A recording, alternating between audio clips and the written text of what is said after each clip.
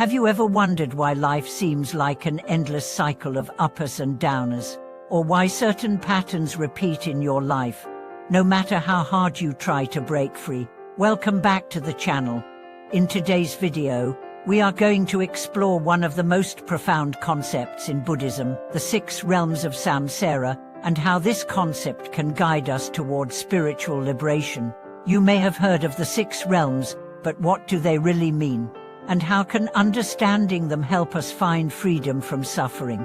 Let's dive into this topic and uncover the wisdom hidden within the cycle of rebirth.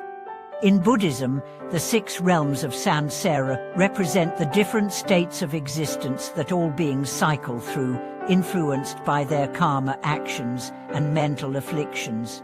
These realms are not separate worlds, rather, they are symbolic of different aspects of life and the human experience. The 6 realms: Deva, God; Asura, demigod; human; animal, hungry ghost; and hell, are like a cosmic wheel of existence, each realm reflecting a particular state of mind and experience. While this cycle might seem distant from our everyday lives, it is, in fact, a powerful lens through which we can understand the nature of our suffering and how to transcend it. At its core, Samsara represents the endless cycle of birth, death, and rebirth, driven by ignorance, craving, and attachment.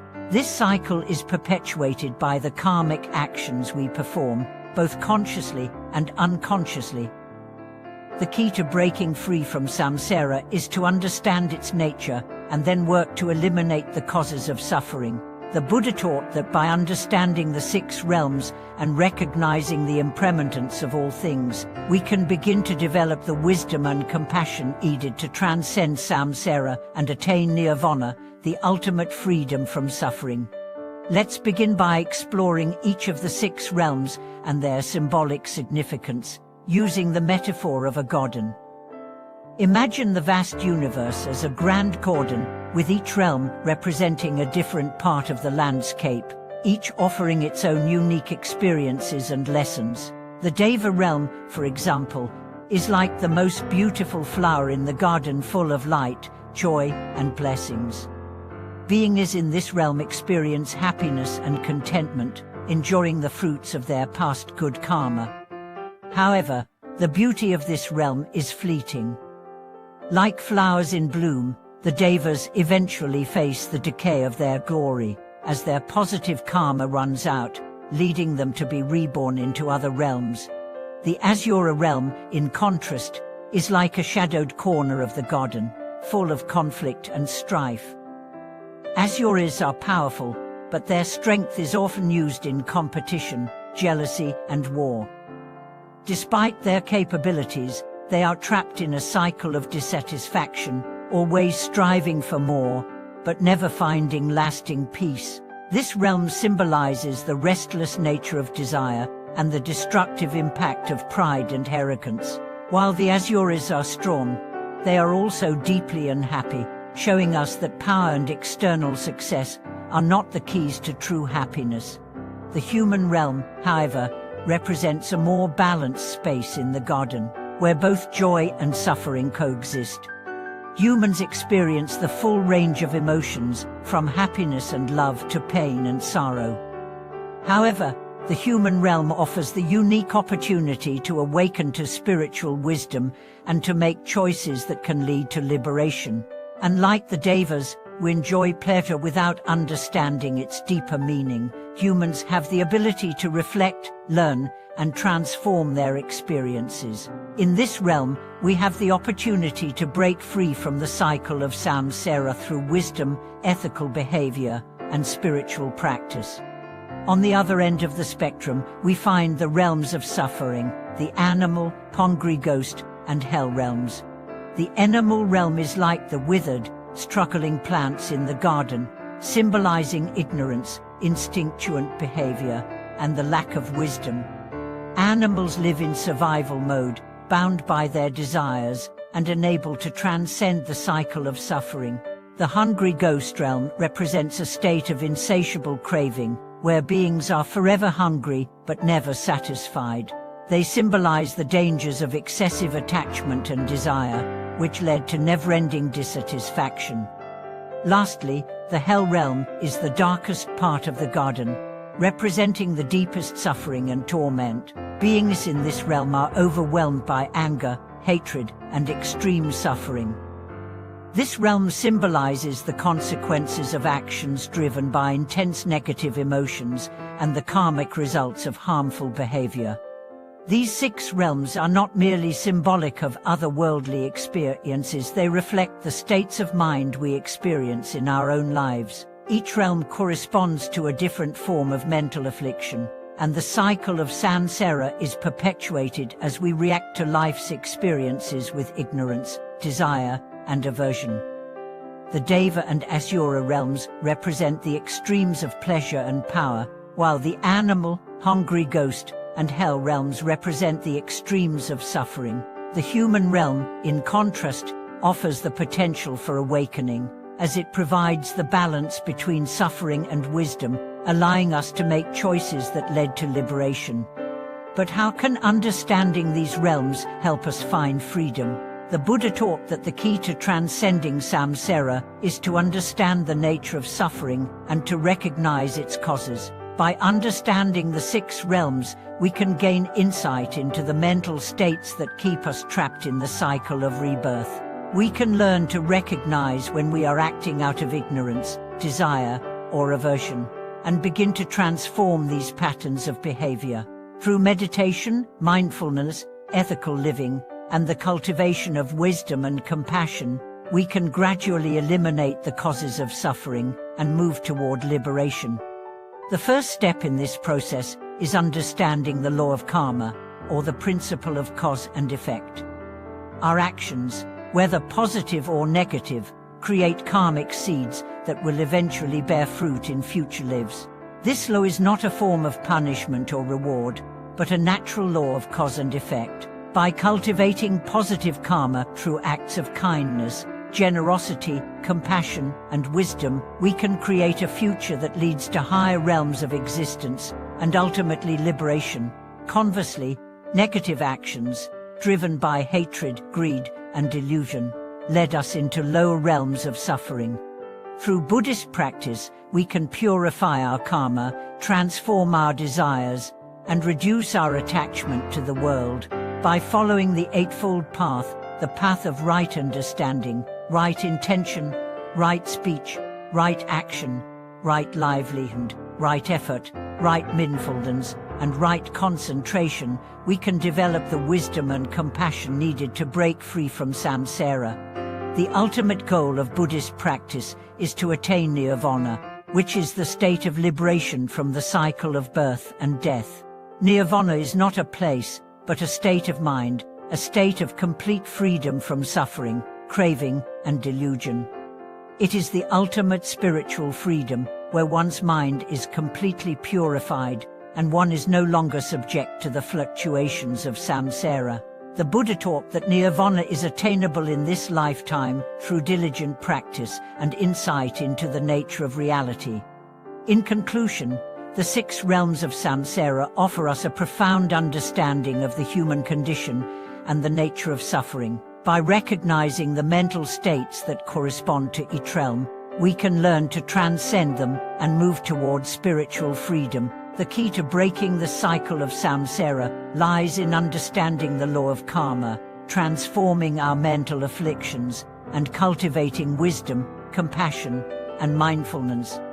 Through dedicated practice, we can gradually move beyond the realms of suffering and attain the ultimate freedom of nirvana. As we continue to explore the profound teachings of the 6 realms of samsara, it becomes essential to recognize that these realms do not merely represent external states of existence, but also reflect the inner workings of the human mind. Each realm corresponds to a particular mental state or attitude that we may experience throughout our lives.